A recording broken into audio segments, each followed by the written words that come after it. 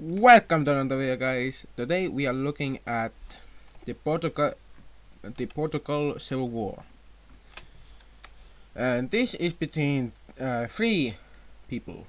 This is between the fascists in the north, the communists in the south and somewhat east, and well, the actual democratic government. The democratic government will be shocked by this and won't be able to respond in time. But if you guys would very much like it, like this video and go watch my other videos, I would be so happy. Also, could you please hit that like button so we can punch into that subscribe button and find a way how to make COVID go away. I guess it's away, but influenza. But yeah, let's get straight into the scenario. In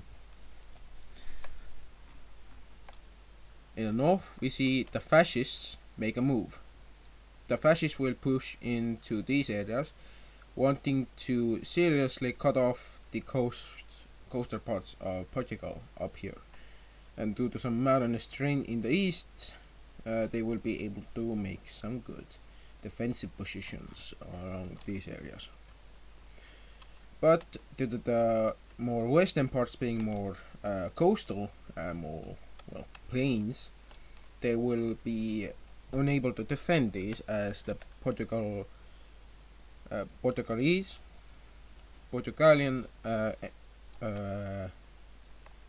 army will push in and take some land. Here we see the rebellion starting to gain some more areas that will join, and due to this the north will fall, and also a small push towards the more modernist regions over here is made by the rebels. They will also attempt a breakthrough, which does not go as planned, and they lose more equipment than they actually want to lose. Over in the south, we see for some reason, a very weird thing happening. Oh god. The communists, they are now declaring their own nation. Yeah, the communists over here have declared the Communist Republic of Portugal, and they are declaring that the Democratic Republic is just insufficient and not helping them to as much as they should. Currently, we see this much land being occupied, but slowly we will see even more land being occupied, and the communists will get near to Lisbon, but they won't get right to it.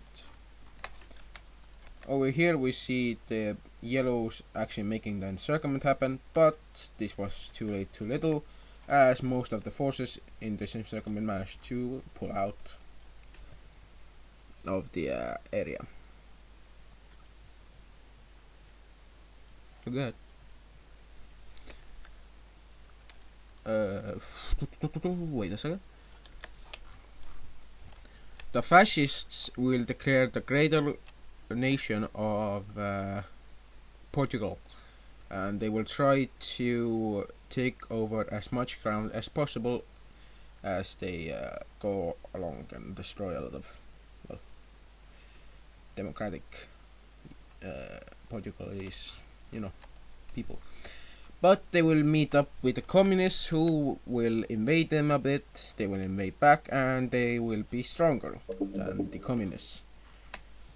Due to this, we see the communists being invaded a bit. As you can see, the communists don't really have a great start to this whole thing, and due to the fail of communism in this part, we will see these islands deciding that they will support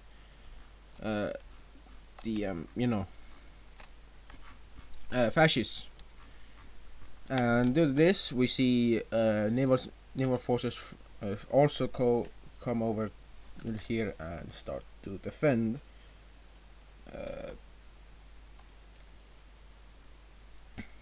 These parts of wait, they gotta do something really quick because, well, life is life. I don't like it, but I also can't go against it.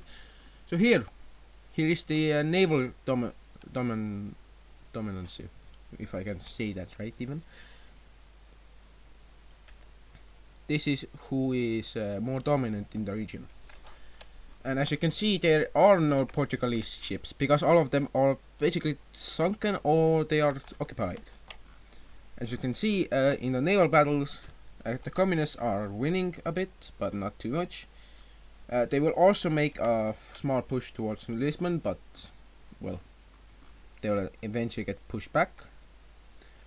And we will see the fascists go and declare multiple naval operations, and something like this will become the now official naval borders.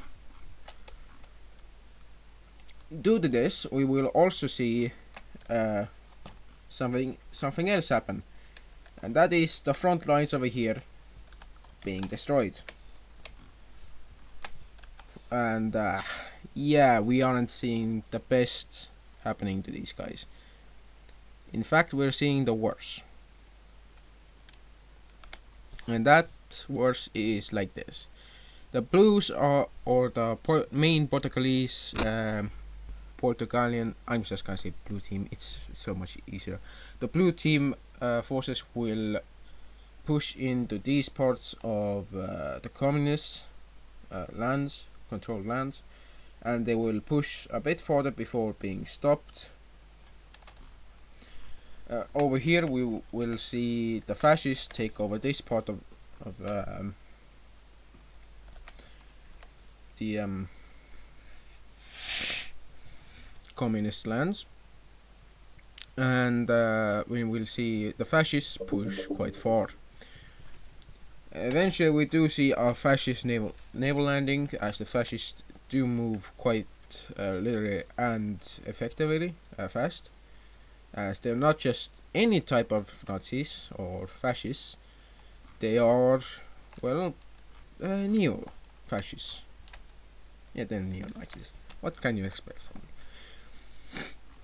We will also see the fascists push out the Portuguese or the blue team army from these areas, and out of this we will also see a comeback from the you-know-who guys, who will push quite far before ultimately being not able to capture Lisbon. Lisbon will also have some loyalist forces, but not many. And as we can see, this is what the current borders would look like.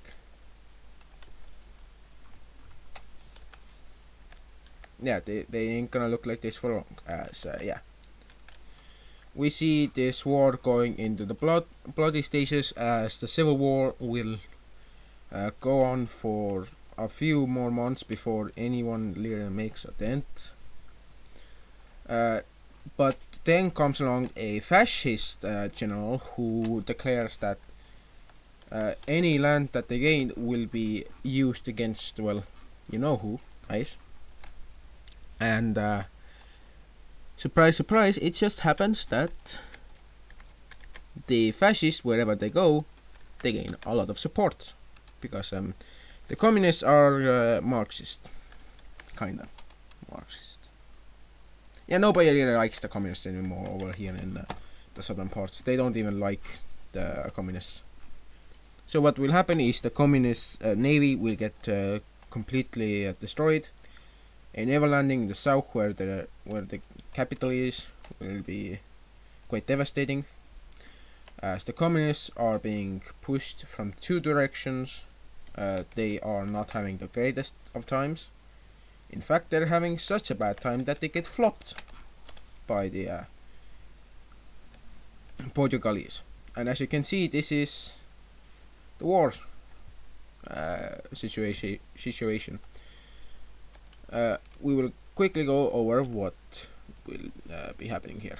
As you can see, over time we go to month 8 of the war. You can see that the fascists haven't yet declared their greater Portuguese nation, but the communists have taken a lot of land. We go over 4 months, and this is what has happened. Another 4 months, another one, another one month, and then this took 2 months, and that took another 4 months. So this war has been going on for about 2 years. And as you can see, the war has been quite bloody and very expensive. The Portuguese didn't account for 2 forces. They thought the communists would be the only ones who would rise up. So they only held a few troops up in the north. Not many, but a few. We will see Portugal again becoming now fascist. But they will also demand a small piece of land from this guy who will be scared of the fascists and give this land over. And Spain won't like it one bit. But hey, what can they do? And also Portugal actually asked for a bit more land. Well, not asked, but threatened to take the lands if they weren't given to them. So yeah, the greater nation of Portugal is now born. And as you can see, they are a bit bulkier in the north. What a surprise. But thank you guys for watching. This has been my video. And thank you guys for watching it. So yeah, bye.